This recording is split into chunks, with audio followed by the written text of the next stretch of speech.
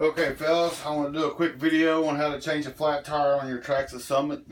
I took my kids fishing over the weekend. We got a flat tire on this one. First you loosen your lug nut there. Then the main part,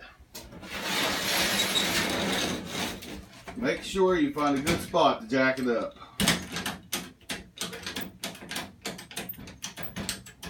Don't want it falling off the jack.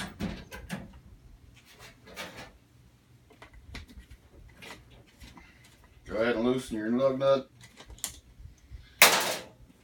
Take your old flat tire off, put you another one on.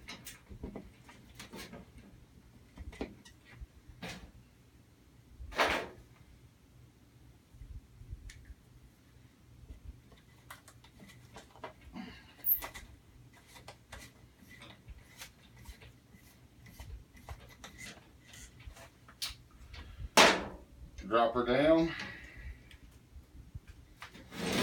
Back out of the way. Now you can finish tightening up your nut. That's how you change a flat tire on a Traxxas Summit.